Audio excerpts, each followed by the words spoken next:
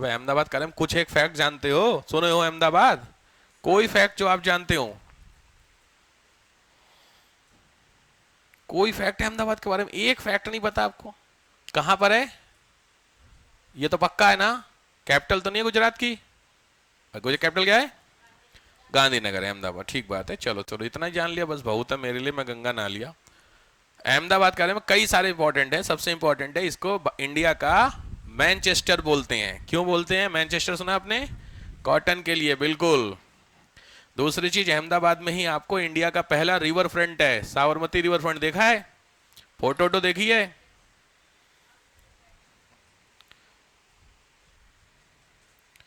बहुत समस्या है।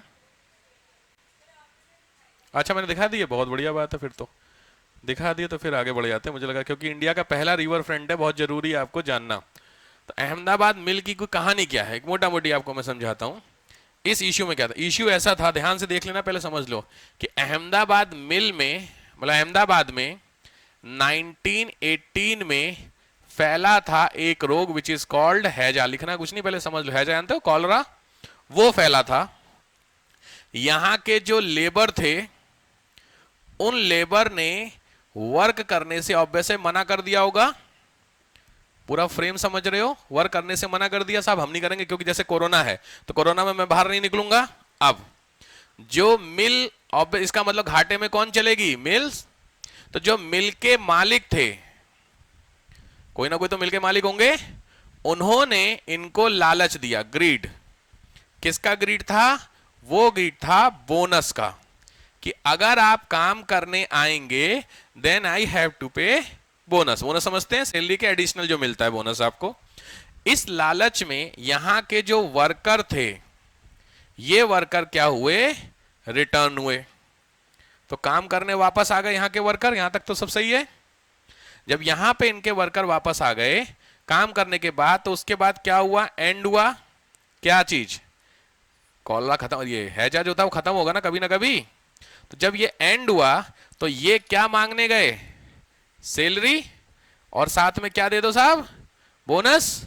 तो इस सैलरी और बोनस को इन्होंने क्या कर दिया? मना कर दिया। किसने? मिल मालिकों ने। कॉन्सेप्ट समझ गए? गलत चीज है सही चीज है?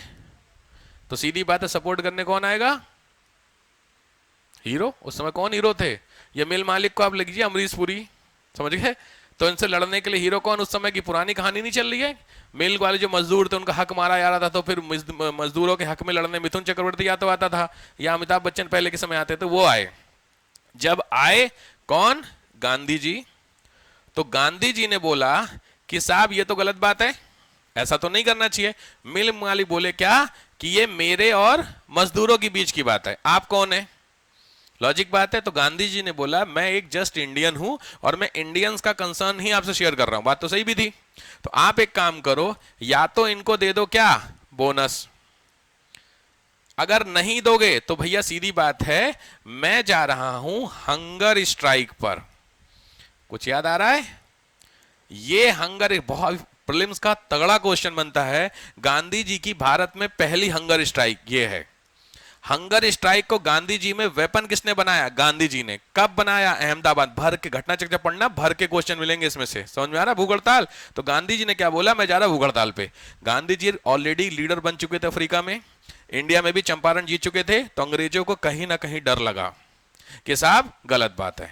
तो उन्होंने बोला कि देखो सर ऐसा है, ऑलरेडी वर्ल्ड वार तो चल रहा है, तो बोनस में पूरा, सैलरी पूरी दूंगा, बोनस पूरा नहीं दे पाऊंगा। तो गांधी जी बोले आपने चूंकि क्या किया था? प्रॉमिस तो किया था ना बोनस का, देन ऑब्वियस है यू हैव टू पे। बट अंग्रेजों ने बोला कि चलो एक काम करते हैं, मैं 35% क्या दे सकता हूं? बोनस दे सकता हूं। जहां आपको 1 रुपए नहीं मिल रहे थे, वहां 35 रुपए मिल रहे हैं।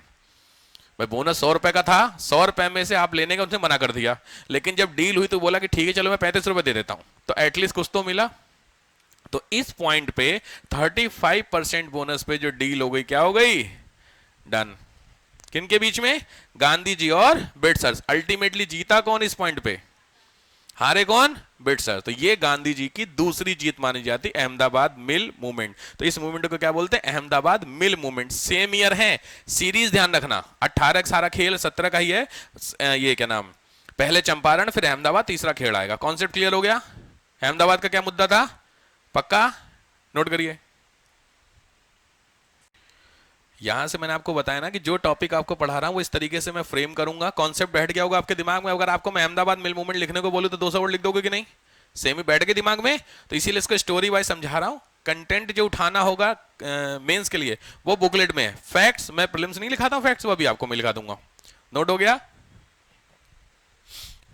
इसमें ना बड़े अमीर अमीर लोग थे, वो गांधी जी के सपोर्ट में आए। अंबिला कल सारा भाई बताऊंगा अभी आपको, ठीक है? मैं बार बार कह रहा हूं, ये ध्यान रखना, इसको कई बार किसी भी पेन से 3-4 बार ऐसे करके कर लेना हंगर स्ट्राइक को। सारा खेल इसी के क्वेश्चन है अहमदाबाद मिल को लेकर के। पहली स्ट्राइक गांधी जी की कब है, कहां पर है, कौन सा है, करके क्वेश्चन।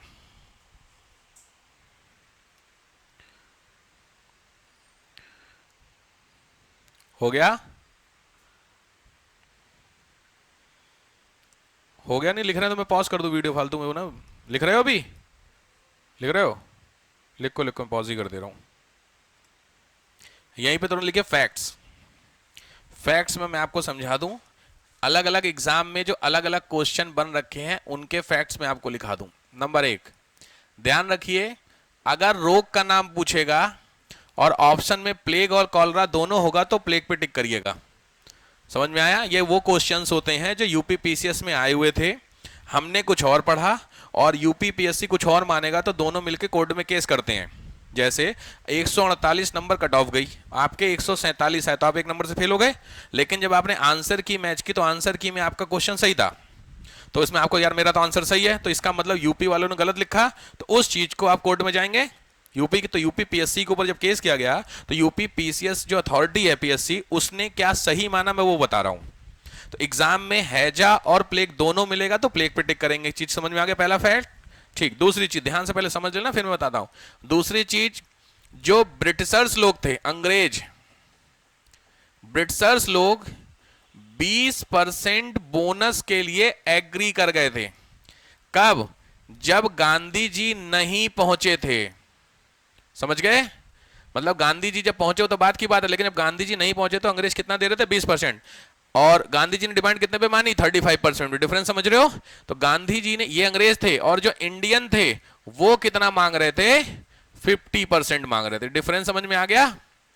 बस यही डिफरेंस था। इंडियंस कह रहे थे बोनस 50 करो, ब्रिटिशर्स कह रहे थे हम 20 देंगे। तो गांधी जी अल्टीमेटली 35 पे निकला सॉल्यूशन बीच का। ये दोनों पॉइंट समझ में आ गया इस पॉइंट को? ठीक है। तीसरा फैक्ट, जब ये मैटर आगे बढ़ा लड़ाई झगड़े वाला, तो ये मैटर एक ट्रिब्यूनल के पास गया था। ट्रिब्यूनल समझते हो तुम लोग? ट्रिब्यूनल समझते हो यार? एक ट्रिब्यूनल होता है, इसको अधिकरण बोलते हैं हिंदी में। अधिकरण का मतलब होता है 10-12 लोगों से मिल करके एक टीम बनती है जो मैटर को देखती है, just parallel to the court. ठीक है? ये मैटर कहां गया था? ट्रिब्यूनल ने गया था। और ट्रिब्यूनल के सामने ही गांधी जी ने क्या बोला था कि अगर नहीं मानेंगे तो, मैंने क्या बोला था? हंगर स्ट्राइक वाला कॉन्सेप्ट। अब आ रहा समझ में? मैं दूंगा टाइम आपको लिखने के लिए, समझ लीजिए पहले फैक्ट्स। इसके बाद चौथा पॉइंट, गांधी जी के साथ में इसमें जो लोग थे उसमें 2 लोगों के नाम आपको होने चाहिए। पहला नाम है अंबालाल साराभाई, पहला नाम। और दूसरा नाम इन्हीं की सिस्टर हैं अनुसुईया, अनुसुईया बेन। अनुसुईया बेन, वहां पे बेन आपने सुना होगा, बहुत फेमस नाम है, नहीं होता है? और लास्ट है फैक्ट्स, उसका नाम है अहमदाबाद टेक्सटाइल मिल एसोसिएशन। ये इस मूवमेंट के बाद एक अथॉरिटी बनाई गई। नाम से ही पता चल रहा होगा, मैंने जैसे क्वेश्चन तुम्हारा था ना किस चीज की मिल थी, तो किसकी मिल होगी? कायदे मैंने बताया ना कॉटन की थी। तो टेक्सटाइल मिल में इस तरीके के झगड़े फ्यूचर में ना हो, उसको मिला करके क्या बना दिया? एक एसोसिएशन बना दिया गया। ठीक है? ये 5 फैक्ट्स हैं जो 10-10 बार क्वेश्चन में, उसमें एग्जाम में आपके आ चुके हैं। क्लियर हो गया सारा चीज? कौन किसके सपोर्ट में थे? बहुत समय के सबसे अमीर आदमी थे, कहां के? गुजरात के। तो गांधी जी को एलीट क्लास नहीं पीछे आपने सपोर्ट, तो यहां से मिलना शुरू होता है। क्लियर हो गया पूरा फैक्ट्स? नोट करिए।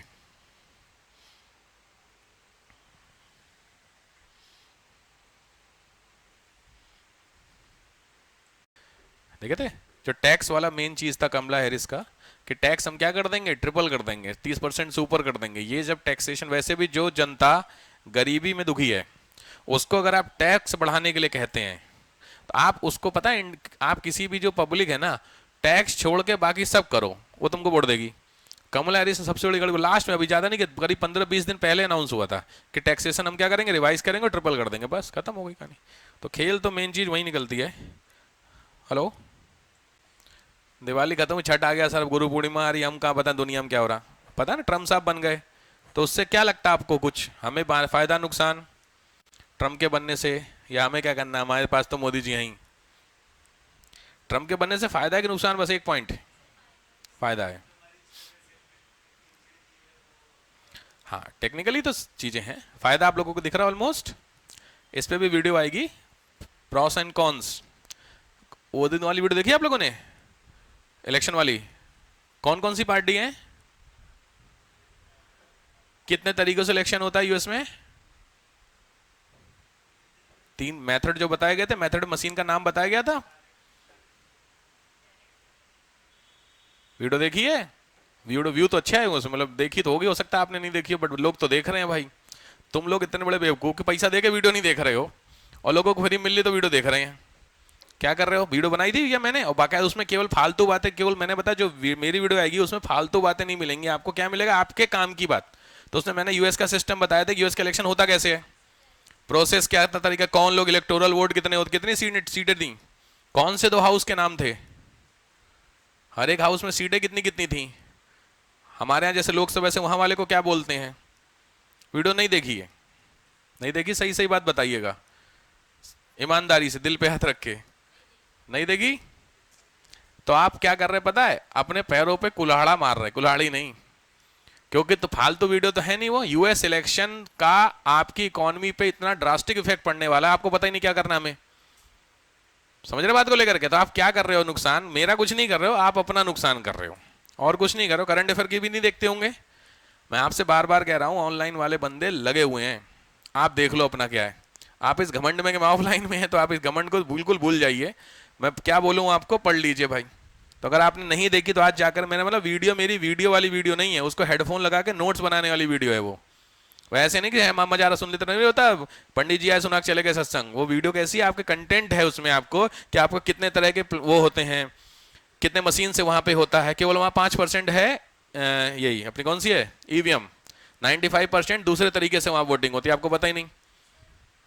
बैलेट के अलावा भी 2 और मशीनें भी होती हैं, मेल के थ्रू भी वहां वोट पड़ते हैं, मेल समझ, ईमेल, उसके थ्रू भी वोट पड़ते हैं, उस सब मैंने उसमें बताया हुआ है, कितने लोग वोट कर सकते हैं, कैसे चुना, हमारे यहाँ जैसे प्रेसिडेंशियल इलेक्शन होता है ऐसे वहां पे ही क्या होता है, लोकसभा राज्यसभा हमारी होती है, वहां पे उसको क्या बोलते हैं, हाउस ऑफ रिप्रेजेंटेटिव बोलते हैं और सीनेट बोलते हैं। ये चीजें मैं यहां नहीं बताऊंगा, ये मैंने वीडियो में ऑलरेडी बता रखी है, ठीक है। तो अपने पैरों पर क्यों गुलाड़ी मार रहे हो यार, पढ़ लो, देख लो, तो आप ही के फायदे की चीजें, नहीं लोग तो देख रहे भाई, बाकी आप अपना देख लेना क्या करना है। खैर नेक्स्ट आइए, थर्ड जो मूवमेंट है वो है खेड़ा सत्याग्रह, खेड़ा सत्याग्रह, खेड़ा सत्याग्रह। खेड़ा सत्याग्रह के बारे में समझ लीजिए कहानी क्या है, फिर नोट कीजिएगा। खेड़ा पहली चीज है, जगह कहां पर है, गुजरात में। 1918 में तगड़ा वाला पड़ा फेमाइन, फेमाइन समझते हैं, अकाल, बहुत तगड़ा वाला। और इस समय आप ऐसे मानिए कि करीब 10% ही प्रोडक्शन हो पाया, किसका, खाने का, फूड का, कितना, 10%। आप समझिए, एक होता है राजस्व संहिता, राजस्व संहिता आपने सुना है, राजस्व संहिता का मतलब होता है रेवेन्यू कोड, रेवेन्यू कोड सुना है आप लोगों ने, रेवेन्यू तो जानते होगे ना।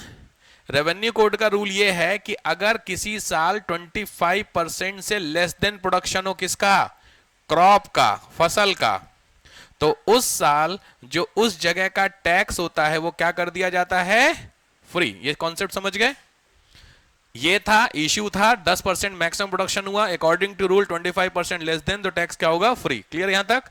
लेकिन यहां के जो जमींदार थे उन्होंने ऑब्वियस बात है क्या करेंगे, नहीं, कॉन्सेप्ट सेम ही चल रहा है लगभग, हर बात में नहीं माने। इस चीज का पता किसको चला, गांधी जी को। तो गांधी जी ने सबसे पहले यहां पे ध्यान रखना लीगल एस्पेक्ट चेक किया कि क्या ऐसा होता है, होता ना बस पता नहीं सच बात क्या है। तो उसके लिए यहां पे दो लोगों के नाम आएंगे। पहला नाम आएगा इंदुलाल याग्निक, फर्स्ट नेम, और यहीं से आपके दूसरे नाम निकलेंगे पटेल साहब। जो पटेल सुने आपने, वल्लभ भाई, हाँ, तो वल्लभ भाई पटेल का नाम के पहले सरदार मत लिखना। यहां वल्लभ भाई पटेल को सरदार 1928 में गुजरात की फीमेल ने उनको टाइटल दिया है, कुछ उन्होंने किया था। तो कभी भी ध्यान रखना मेंस लिखते समय अगर आप 16-17 का खेड़ा लिख रहे हैं तो इस समय आपको नाम नहीं देना है सरदार वल्लभ भाई पटेल, मतलब तो गलत हो जाएगा। समझ रहे फैक्ट? सरदार टाइटल था which is given by the female of Gujarat in 1928। तो अभी नहीं, यहां तक समझ में आया? इनसे पूछा तो इन्होंने बोला कि जो रेवेन्यू कोड में लिखा गया है वो क्या है, 100% सही है, ट्रुथ। तो लॉजिक बात क्या हुआ, फिर तो आपको क्या करना होगा भाई, मना करना होगा। तो इस चीज को लेकर के गांधी जी पहुंचते हैं वापस कहां पर, खेड़ा, और वहां पे जो मालिक लोग होते हैं उनसे कहते हैं कि साहब आप इस टैक्स को, डिमांड को क्या करिए, खत्म करिए। गलत बात, टैक्स नहीं देना अकॉर्डिंग टू रूल। लेकिन वहां के जो मालिक लोग हैं टैक्स मना कर देंगे तो कमाएंगे क्या? तो उन्होंने बोला कि सर टैक्स तो देना पड़ेगा। तो सेम कहानी गांधी जी ने फिर क्या बोला कि मैं क्या करने जा रहा हूं, हंगर स्ट्राइक, सेम कॉन्सेप्ट है। तो इस चीज को लेकर के अब यहां पे एक चीज ध्यान से समझना, यहां के जो जमींदार थे, लैंड होल्डर, इन जमींदार ने बोला कि अच्छा एक चीज बताओ गांधी जी, आप बोल रहे हो क्या कि हंगर स्ट्राइक करने को, ठीक है हंगर स्ट्राइक करो, उसमें हम मान जाएंगे, लेकिन हमारी भी तो कमाई कहां से आती है, टैक्स से। तो हमारी सिचुएशन भी समझिए, हम क्या करेंगे। बात तो पॉइंट कुछ हद तक ठीक भी था। तो गांधी जी ने बोला क्या कि आपने ये जो रूल पास किया है, आप इस रूल को क्या ले लो, वापस ले लो। ठीक साहब है। एक काम मैं ये कहूंगा कि अगर आप रूल वापस लेंगे तो दो पॉसिबिलिटी है। पहली चीज कि जो लोग कैपेबल हैं, समर्थ हैं किस चीज को देने के, टैक्स के, वो लोग टैक्स दे दें, और बाकी जो लोग कैपेबल नहीं है वो लोग नहीं देंगे। तो लॉजिकली सोचिए 10% लोग तो कम से कम दे सकते, 20% दे सकते, कुछ तो आया। तो जहां ₹1 जैसे याद है वो 100% उसका बोनस वाला, उसका 35% मिला, वैसे अगर 20% लोगों ने भी यहां पे टैक्स दिया तो एटलीस्ट इनकी भी इनकम हुई कि नहीं हुई। कॉन्सेप्ट समझे? तो इस चीज पर कौन एग्री कर जाते हैं, जमींदार, कि साहब हम जो रूल है उसको क्या कर रहे हैं, वापस ले रहे हैं।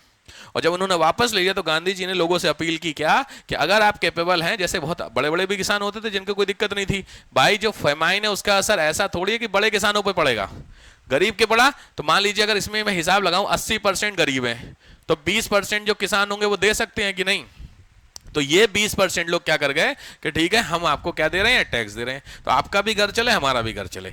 ये भी अल्टीमेटली इसमें कौन जीता, किसमें की भाई जीत किसकी हुई, गांधी जी की, क्योंकि अल्टीमेटली माना गया गांधी जी की। तो ये गांधी जी की भारत में क्या मानी जाती है, तीसरी जीत। तो लगातार 3 बॉल पे 3 छक्के, मैं हमेशा बोलता हूं ये था गांधी जी का इंटर। तो सोचिए देखिए, पहला मैच, इंट्रोडक्शन मैच हुआ किसके अगेंस्ट में, ऑस्ट्रेलिया के साथ, अंग्रेजों के साथ हो रहा था। अंग्रेजों के साथ पहला, ऑस्ट्रेलिया के साथ पहला मैच हुआ, और पहले मैच के पहले 3 बॉल पे 3 छक्के। आप सोचिए क्या माहौल बनेगा भाई साहब उस इंडियन का, समझ रहे बात को लेकर के। तो इसीलिए गांधी जब तीनों चीजें एक साथ जब जीतते हैं, उसके बाद पूरे ऑल ओवर इंडिया में गांधी जी क्या होगा कि वास्तव में लोग जान गए कि there is a person called Mahatma Gandhi. Gandhi ji Mahatma, यानी महात्मा आगे जरा ध्यान से, महात्मा टाइटल दिया गया था रविंद्रनाथ टैगोर ने, ठीक है, वो आगे बताऊंगा जब आप पढ़ोगे नॉन कॉपरेशन। यहां क्लियर हो गया?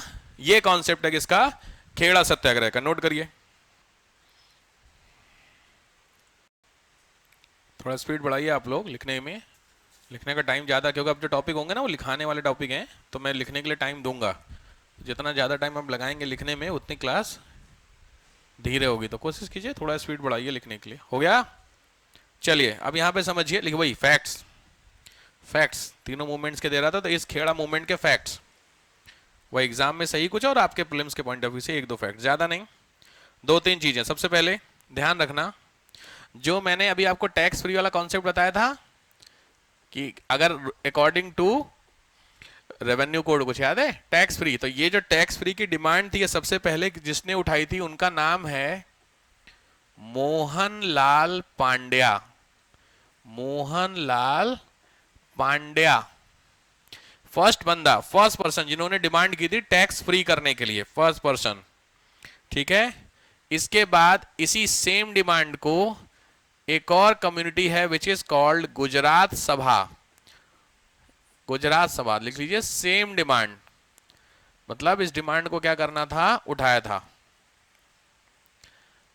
थर्ड पॉइंट, मैंने अभी आपको लीगल टीम, अच्छा वो बता दी थी ना शायद, पिछले लिखवाया था पीछे लीगल बात करने की कि क्या वास्तव में रेवेन्यू कोड के हिसाब से दो बंदों के नाम बोले थे ना सर पीछे में, इंदुलाल याग्निक और वो है वल्लभ भाई पटेल। हाँ ध्यान रखना, ये इंपॉर्टेंट है नाम। नेक्स्ट, हाँ एक चीज ध्यान रखिएगा, इसी वाले मूवमेंट में गवर्नमेंट जो थी उसने थोड़ा सा सप्रेस किया था, दमन किया था इंडियंस का, मतलब इंडियंस को मारा पीटा था। इस वाले मूवमेंट में वायलेंट थोड़ा मूवमेंट था बाय द गवर्नमेंट, गवर्नमेंट की तरफ से थोड़ा इंडियंस को पीटा पाटा गया था ऐसे करके। ठीक है,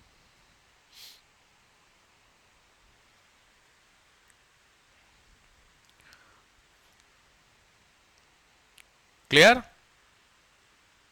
तो आप समझ गए होंगे what is the issue of indigo. दूसरा आपने पढ़ा what is the concept of Ahmedabad mill, and third one is what is the Kheda Satyagraha. तो इन तीन मूवमेंट से हेडिंग डालिए अचीवमेंट। अचीवमेंट क्या मिला, उपलब्धियां क्या मिली गांधी जी को। हर एक मूवमेंट से सीखने को मिलता ही है, आपको भी मिलेगा। कुछ भी आप सही काम या गलत काम करेंगे तो आपको कुछ ना कुछ सीखने को तो मिलेगा ही मिलेगा हमेशा। सही काम से भी मिलता, गलत से भी सीख तो मिलती है कि साहब गलती कर दी। जैसे सत्य, सबसे पहला ऑब्वियस है, कॉमन चीजें लिखेंगे, कॉन्सेप्ट ऑफ सत्याग्रह लिख लीजिए। ये इंडियंस को समझ में आ गया what is the value of Satyagraha. Satyagraha का पहला कॉन्सेप्ट है। दूसरा, पब्लिक, जनता की वैल्यू,